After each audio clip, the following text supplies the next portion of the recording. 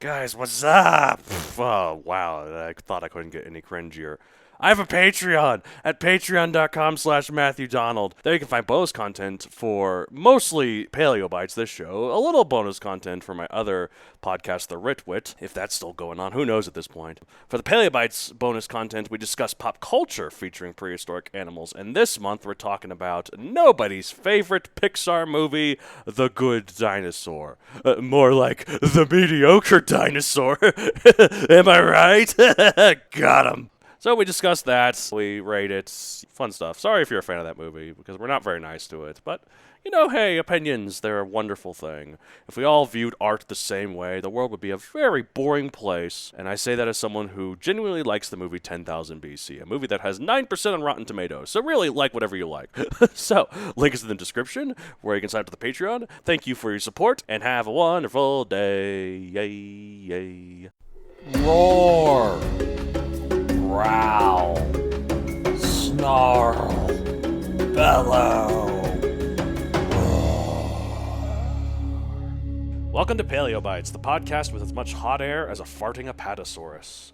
My name's Matthew Donald. you can't mess with the classics sometimes. My name's Matthew Donald, and each week I and a rotating series of guest co-hosts talk about and rate a genus of prehistoric animal, be it dinosaur, mammal, arthropod, and so on. This week I'm joined by said owner of the farting apatosaurus. It's Christina Eilert. Oh, that'd be cool. Yeah. I mean, people are usually up for good fart jokes. Yeah. So. Look, you can't mess with the classics. No, exactly. Like, it's just, we're 30 years old, and farts are funny. Though I feel like if I owned an actual dinosaur, I'd be, like, much richer than I actually am. Yeah. Yeah. Okay. Well, I guess that's true. I mean, a apatosaurus in particular, you need a very big lawn. I do buy a lot of hay. Yeah. For my pet rabbits. Do you think it could live on hay? Yeah, but not nearly as much as you. Wait, actually, is hay's a wheat, right? Okay, well then I could. It's not grass, so maybe. Maybe. They tend to eat fern leaves. Oh, like I do not have and ferns conifers. in my yard. Conifers. They love conifers. Well, actually, it depends on this. Like apatosaurus in particular. Okay, so let's get into the detail. So apatosaurus had teeth that was meant for like kind of stripping off soft leaves. While ones like Camarasaurus or Brachiosaurus, like the big bulkier ones, they were more like conifer eaters. That's one of the reasons why the two big long-neck species could coexist. Because they didn't compete on each other's diets. Well, I do have a lot of, like, deciduous trees around me in my neighbor's yard, so it probably could reach to the neighbor's yard from our yard, right? Deciduous trees are probably not no-go, because deciduous trees, they have flowers. Flowers didn't evolve until the Cretaceous, which is after Jurassic period. Which, not to say that it couldn't live off of them, but it wasn't designed to live Might off give of it, them. like, indigestion or something. Yeah, it's like, what is this? Okay. Oh, well, shoot, I'm out of luck. Yeah, sorry, man. I could go fart somewhere else that Apata. Yep. Okay, so I'm trying to think. So you have your rabbits, and you have a bunch of other creatures like that. All rabbits all the time. All rabbits all the time. If okay, this is a morbid question, but I feel like I've asked. Oh, God, okay. If you had to sacrifice one of your rabbits to appease the volcano god or something, or no, appease the dinosaur god, make it. What dinosaur would you choose to eat said rabbit so that would have a most pleasant death as possible? I thought you were going to make me pick call out which rabbit I would because first die. listeners don't know about your rabbits. And plus, you can't pick favorites. No. Any of your rabbits. Any of your rabbits. So it doesn't matter which one. You have to sacrifice it to a dinosaur in order to, like, I don't know, for crops to grow again or something. I mean, what dinosaur would you sacrifice it to so that you could... Like, I guess it gets into a debate of, like, what's the best way to die? I feel like, because, like, you don't want to go too big, because if you say, T-Rex and swallowed whole, like, that means it's still alive when it's in the... And then it's going to suffocate to get to death. But, like, I think getting ripped apart also sounds pretty terrible. Yeah. Maybe, like, one of those giant dinosaurs could just squish it with its foot. Smarts. Yes, there we go. So just a quick death. Boop, done. Or, like, maybe you can get, like, a velociraptor. Well, it'd have to be trained velociraptor. Use its sickle claw. No. And just, like, slit its neck or something. Something, like, get the precise point, which is boom. It's, like, the most humane way. Oh, yeah. Yeah.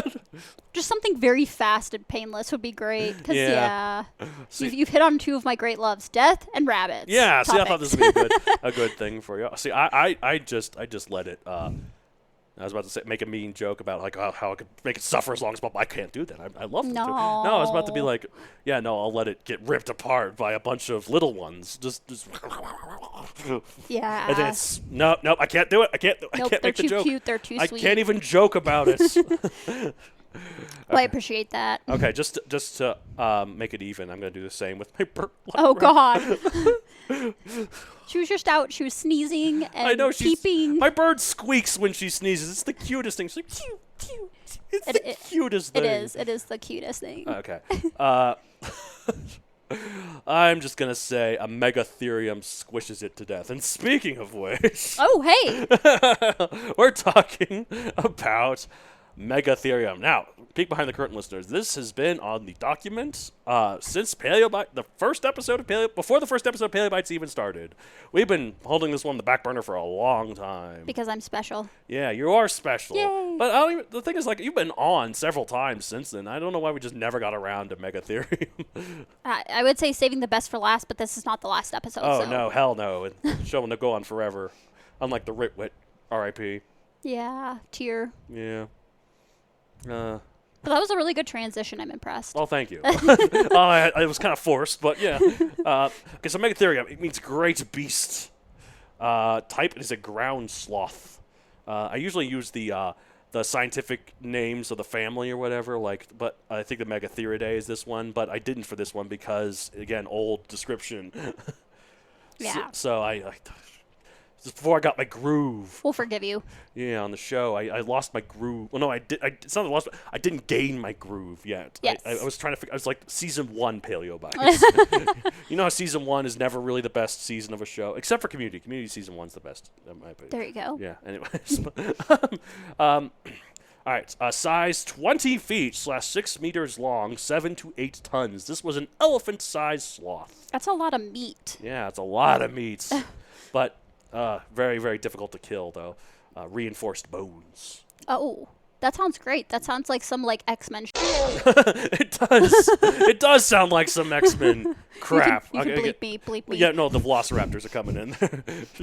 That's okay. You can say whatever words you want. No, the Velociraptors will come in and save the day from an explicit tag. So say whatever you want. Whatever you want. Yeah. Nope. So maybe you talk about this oh, you do. Okay. You answer my question later on in the episode, I see. So okay, cool. Yeah, well, let me get through the basic stats first. So diet herbivore, although there's some evidence in walking with beasts, prehistoric beasts or whatever, they kind of touched on this, that occasionally they might have gotten some meat in their diet.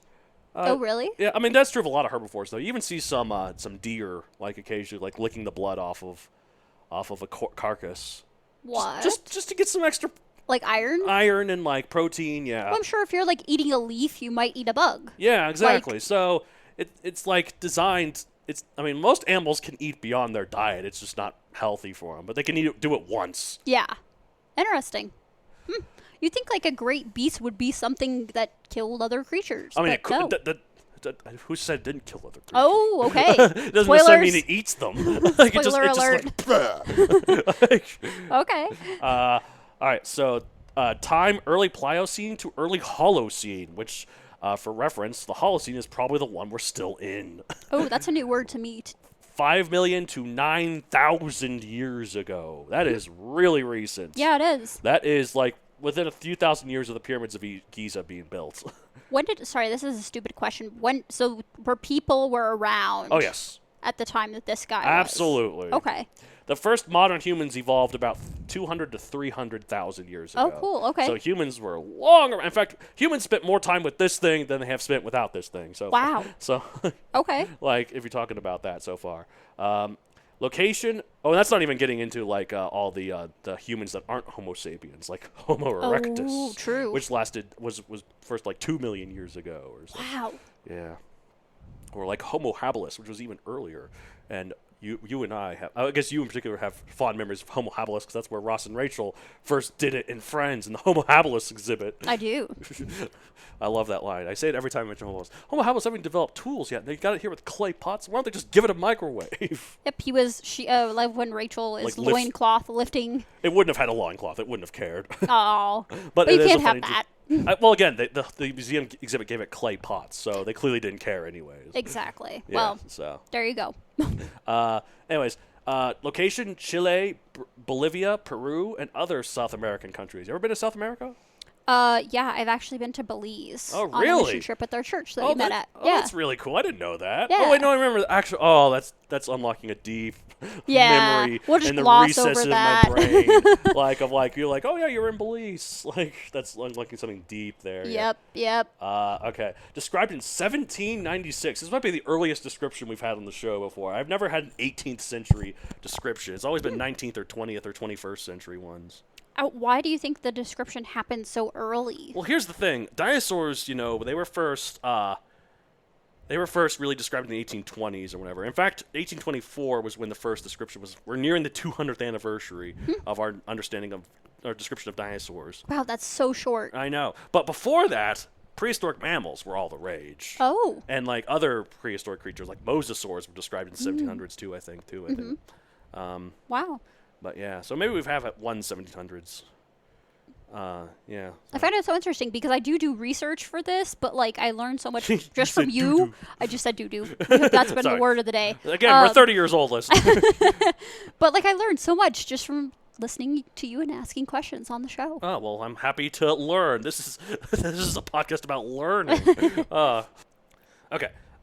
So, pop culture appearances. Walking with Prehistoric Beasts, that documentary I was telling you about. Zoo Tycoon. Oddly absent in the Ice Age series, unless Sid is supposed to be one, but based on his size, he's probably more likely to be a Glossotherium or a Megalonyx. They just only refer to him as a sloth throughout it. But that series is kind of, plays fast and loose with what species are what, because in the second movie he encounters these what they call mini sloths, which are like him but smaller, but this is still bigger than a real sloth that we have now. So mini sloth is it's only mini to the sloths of then. Oh, interesting. So, yeah. But yeah, so this was Megatherium though. This was a great beast, which makes sense because it was literally called the Great Beast. I mean, it's massive, like the size of an elephant. Yes. Like I can't. I need one of those comparison charts that compares here's a human. Here's a sloth. A human would be up to its knee, maybe? Jeez. Yeah, and also it's often depicted with hair, and this show has gone back and forth on whether or not they had hair or were naked like elephants, or had little hair, like kind of wrinkly skin like elephants. That makes it a lot more disturbing. Like a big naked mole rat. Yeah. Now I like the fur look better. Well, because arguments against the fur is it lived in a tropical environment, and animals, especially mammals that big, would face overheating. That's why elephants are hairless, and yeah, mammoths are bigger and are hairy, but they lived in the Ice Age. Exactly. It's cold. They needed all that hair. So arguments pro hair are sloths. While they're warm-blooded like other mammals, they're not quite as warm-blooded as other mammals, because it's a spectrum. Because like a shrew, for instance, which we'll talk about soon. Yay. Is way more warm-blooded than we are. It's got way faster metabolism. It has to eat every 3 hours or it dies. Just like me. Well, speaking of which, oh god, it's coming up soon. We better order your food. Okay. Oh wow. That derailed me. Sorry. Okay. So sloths, meanwhile, are kind of because this one reason why they're so slow is because they're very slow, warm-blooded. So they really don't have to eat as often. They don't have to eat as often. Not only that, they probably don't create as much body heat. Oh. So yeah, hairy hair, and also the pretty damning evidence of hair we have found, not Megatherium, but a relative of that has some patches of fur on it. Oh, well, there you go. Pretty damning evidence. Oh, good. The naked sloth really creeps me out. Again, though, that's not confirmed for Megatherium, but maybe. I don't know. Anyways. We can hope. Imagine walking in the lightly wooded areas of South America 10,000 years ago and seeing this thing. I wouldn't know what to think. I'd think, holy crap. Yeah, pretty much. And then just leave. And then just leave. Well, at least it typically does not eat or kill other mammals, so you're in luck. That's true. I mean, it might have occasionally, like I said, but again, not real. I don't know. Who knows? I mean, it might be kind of cool to watch, Oh, I need to show you the documentary, Walking Prehistoric Beasts, where like it goes to a Smilodon, which is a saber-toothed cat, and just kind of dope slaps it. But it's like, Oh my god. boom, it's just dead. Like, I mean, that sounds pretty cool. yeah, it just like rears up like, woo, and they just boing. Oh my gosh. But it's like it like does this kind of dope slap sort of thing, but Smilodon's dead. It's just out. Oh One my hit gosh. kill. Like these things were big. They had these big claws, like again like sloths. You know, it's just the big claws. But like, imagine like this big, like almost slow motion, just like beastly thing coming at you. Yeah, it's Yeah. pretty scary. It sounds very like superhero-ish. Yeah. Yeah, it kind of, I mean, I don't know. I mean, it depends. I mean, more like super villain, I think. Oh, there you go. Like, I think every single fact that I read about this creature had me going like, wow, in terms of Megatherium. yeah. I didn't realize that modern day sloths were a part of a group called Xenathra, Xenathra, yes. which is also like armadillos, anteaters, making it seem like it ran with kind of an interesting crowd. Oh, armadillos back then were big too. They're like the size of cars. What? Yeah. Everything was just bigger. Yeah. Huh. The megafauna. That thing could turn its tail and slap somebody too. Yeah, well, like, the one Didacurus is one that had, like, a big tail, like a club tail, like an ankylosaurus. Oh, right. But it also had spikes. Ooh. It was just like, boom, it's, Pretty much just beat anything up. yeah. Dang. From what I've also read, Megatherium could possibly have had a very long tongue. Ooh, like a giraffe. Yes, which is interesting, which paired with its long claws allowed it to reach like higher branches than other herbivores and allowed them to reach things that were out of others' reach. Yeah, exactly, because, like this was definitely the biggest herbivore of its time. There were some other ones, like there was the toxodons, which are like tapir or rhino-sized, like cow things. Oh, wow. But they're unrelated to, like, modern. They're hoofed mammals, but they're unrelated to modern hoofed mammals. They're from a lineage that went extinct. Oh. And there was like Macrauchenia, which is this one called the Leptoterns, which is another unrelated group of. It's the South American ungulates or hoofed animals that have since long died out. But they're kind of cool. They look like camels with tapir noses. Oh, that's kind of cute. Yeah, like kind of like dopey yeah, yeah. in a way. So, but yeah, those were like camel-sized or like rhino-sized. This was elephant-sized, Wow. and not only that, like it walked on 4 legs, but it could rear up, and like imagine this thing rearing up, and then like also reaching its head up, and then reaching its tongue out. It could probably reach like 25 feet up in the air. I mean, it'd be really impressive just to like even watch. Yeah. So, yeah, like the tongue of an anteater and the speed of a sloth. Yeah. I mean, it's interesting. Well, to say hopefully the it was least. a bit faster than a sloth, because like, when you're that big and you're as slow as a sloth, it's just like, I mean, it has to be relative. right. I mean, even like even if we're talking about like proportionally, like relatively faster, I feel like it's got to be a little bit faster, right? You would think so. Yeah. Otherwise, like it couldn't. I mean, how could it take things on? Plus, you said in the video you could see it like swing its hand. Oh yeah, it's just Or like its it rears up claw. and just boing. Yeah. So it sounds like it's quicker anyway. Yeah. But I would say like the modern day sloth, I do have low energy level and slow movements. Imagine a sloth that's 10 times the average tree sloth and you might come across in South America today. Like, I mean, like it's like more like 100, like Oh in my terms gosh. of weights at least. Like, oh god, it's yeah, huge, really. yeah, huge. But yeah, one thing that we mentioned here is like humans overlapped with it too. And what's more, humans like I said, evolved 200,000 years ago. They only got to America about 10,000 years ago. So that they crossed when the sea levels were lower because of the ice age. They crossed the Bering Strait, which is the land between Alaska and Russia. And then by the time the ice age ended, it closed up. And so I don't know if humans would have seen Megatherium because they would have gotten there right when it was about to die off. Yeah, it sounds like it. But maybe it did? But like 1,000 years to travel down from Alaska to South America. Yeah. I mean, it's possible. For sure.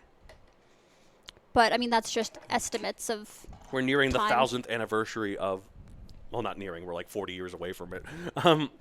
The Battle of Hastings, where William the Conqueror either won or lost, I don't remember, a battle that was either for or against the Normans.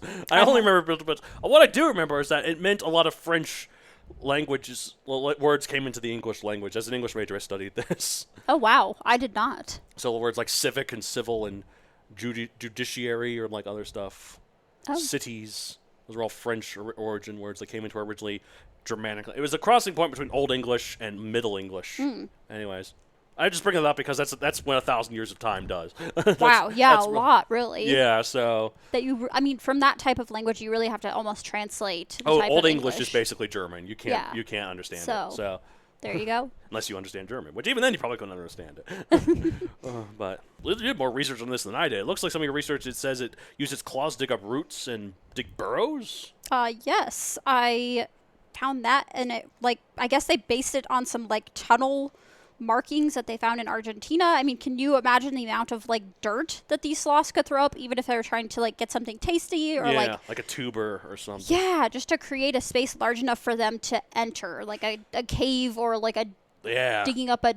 I don't know. Well, what everything call was it. a cave creature. There was cave bears, cave lions, cave hyenas. Well, cave sloth. Cave sloth, cave men. I thought it was cool though that their layers are called paleo burrows. Oh yeah, old burrows. Very fitting for the podcast. Yeah, so, old bites. I honestly I thought that was super interesting about these creatures, that some of the burrows stretch hundreds or in one case 2,000 feet. I like it when I'm reminded how small my apartment is. I mean, obviously this one's a little bit different because this is a much bigger animal than. But I remember when I did an episode on Diectodon, which is a little gopher proto-mammal, like a stem mammal, synapsid, and it's the size of a gopher. But we found burrows of it that are more square feet than my apartment. I'm like, why? You don't need that space. Living luxuriously, aren't you? Lots of relatives, probably. Yeah, lots of relatives, and also probably doesn't go up as high. Yeah, that's part of it too, I'm sure. But yeah. They're 6 feet tall, up to 5 feet across, and within weeks of first exploring a paleo burrow, the geologist Heinrich Frank determined that there was no natural geological explanation for the tunnels. At least that's what he came up with after exhausting all other options in a cave system in Brazil. So, and there are 1,500 of these structures in Brazil alone. That's a lot of... That's pretty cool. That's a lot of creatures. So these Megatherium are getting busy digging those tunnels, yeah. Yeah. And then the other cool fact I found was that their fossils were found by Charles Darwin in 1832. Nice. A bit late to the game because it was described in 1796, but I'm glad he had some. Late to the game, but he did it anyway. Yeah. Charles Darwin, is one of the luckiest guys because he came up with this crazy theory about evolution and based on some things he had seen, and he didn't really have too much. I mean, he had some evidence, of course, but he was like, "This is what I think will happen. This is what I was described." And literally the next year, Archaeopteryx was found, which is a transitionary fossil if there ever was one. It's a dinosaur with a bird stuff. It has the claws, the teeth, and the tailbone of a dinosaur, but the feathers and wishbone of a bird. And people are like, well, I guess this Darwin, he's got a point. Well, it's great when your discoveries are proven while you're alive, or you're appreciated when you're alive. Exactly. That doesn't seem to happen a lot. Oh no, I learned recently. Alfred Wegener, who is the came up with the idea originally for continental drift. Mm-hmm. He came up with it in the 1910s, and it was considered terrible. It wasn't considered anything. People were like, ah, foolish. What is this nonsense? The continents move. And then he died in shame. And then 1950s, people were like, actually, he's right. Yep, that's usually how it goes. Yep. Did some geomagnetic stuff. They found, okay, Wigner, you did good. You've been dead for 30 years, but you did good. Or you're an artist, and they're like, you're okay. And then they die and famous. That's what's going to happen to me. 2022 or something. 2022? That's this year. I'm sorry. 2222. 2222. People look at this, what's this Megazoic book? I'm looking at these podcasts. Oh, these are really good. And it gets really popular on the HoloNets or whatever. There you go. Is available, and it's downloaded across the galaxy, and I'm just rotting. This guy had some really great insights. Well, why didn't we discover this guy earlier? And I'm like, hello, I was here the whole time. Anyways, let's rate Megatherium 1 out of 65 okay. million. I'm going to give a 64 million. I think it only loses, I don't even know what it loses points for. Maybe it's just because I don't like sloths. It's kind of a little bit creepy. I thought it was pretty cool to begin with, but then the fact that you told me it pretty much bitch slaps I need to show other you, animals. Yeah, hold on. I need to show you this clip. Hold on. Okay. That just makes it so much cooler. Uh-huh. Megatherium. Oh, I'm excited. Walking with beasts. I'm I always listen to podcasts, and they'll put up a video of this or that, and I'm like, yay, I'm that podcast person. Oh, here we go. Megatherium. They might be herbivores, But they will I don't know if you can hear that, occasionally listeners, go for but- carrion to supplement their diet. And when they do, Holy nothing moly. gets in their way. It's going up to the cat. Oh my god. I think the cat is rethinking its whole life. Bitch slap. Oh my gosh. And not only is it like a sloth, this is like a meaty sloth. Like, this is a thick Yes. sloth. Thick. Like, with 2 C's, thick. The rest of the Smilodon quickly abandon Whoop, the rest of them are like, nope. Oh my gosh.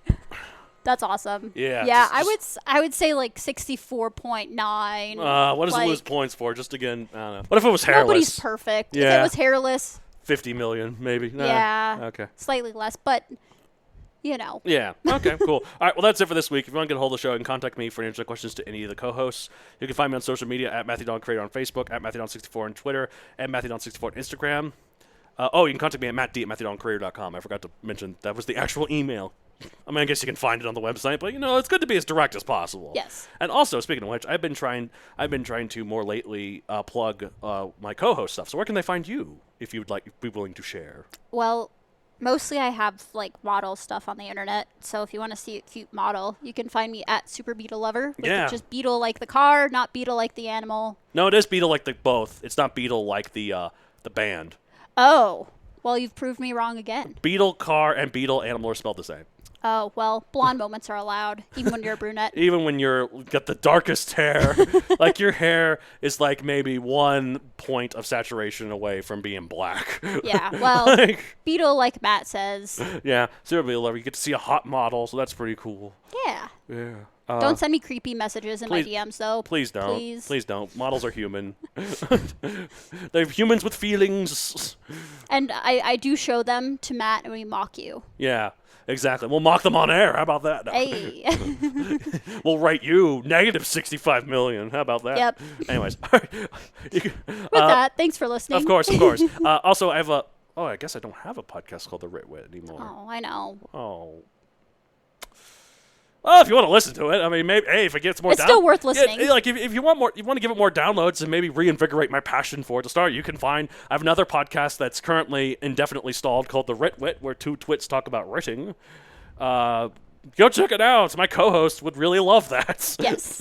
So, I also have a book series on Amazon Megazoic, available for print and Kindle, about dinosaurs with laser guns. Pew pew roar is the way I describe it. Pew pew roar. Anyways, all right. Well, that's it for this week. As I say at the end of every episode of Paleo Bites, bitch slap.